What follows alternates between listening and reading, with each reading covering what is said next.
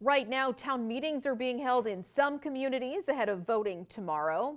In Burlington, voters in all 8 wards will pick city councilors in a few hours, but there are only contested races in wards 7 and 8. Even then, the people running say this election could be extremely consequential for the Queen City. ABC 22's Matt Holderman is live now to break down these 2 races and what different results exactly could mean here. Yeah, Lauren, that's right. In wards 7 and 8, there are 2 incumbents trying to defend their seats, and if they both succeed, City Council will just continue like it has the last 2 years with a split of 7 Democrats and 5 progressives. But if either of those wards gets flipped tomorrow, just that 1 seat difference could be huge for how much power the city's Democratic and progressive caucuses hold. So we'll start first in Ward 7, where the Democratic incumbent Evan Litwin is being challenged by progressive Bill Standen. If Standen wins and his progressive counterpart Merrick Broderick keeps his seat in Ward 8, City Council would suddenly be a perfect split of 6 Democrats and 6 progressives.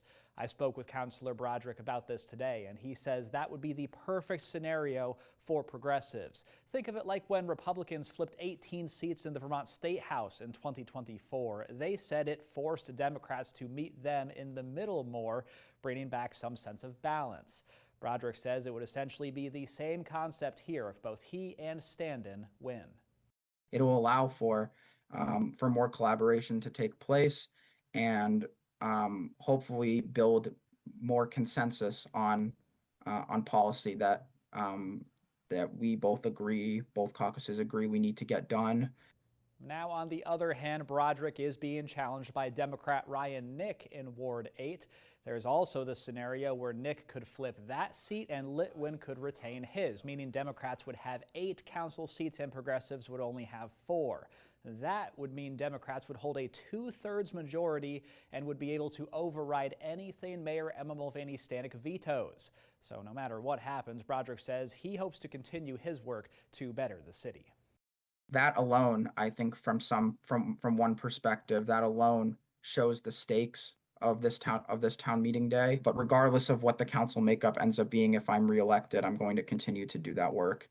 I also reached out to Nick for comment, but have yet to hear back. Now, a reminder of where these 2 races are happening. Ward 7 here is in Burlington's new North End, and Ward 8 is essentially the college district, encompassing much of UVM and Champlain, which has boded well for progressives in the past. Now, this is also high stakes because of everything the city is dealing with right now, including another budget deficit, efforts to improve public safety, create new housing, and more. Again, the polls are open from 7 to 7 tomorrow, and we will share results with you all throughout tomorrow night. Reporting live in the studio, Matt Holderman, ABC 22 News.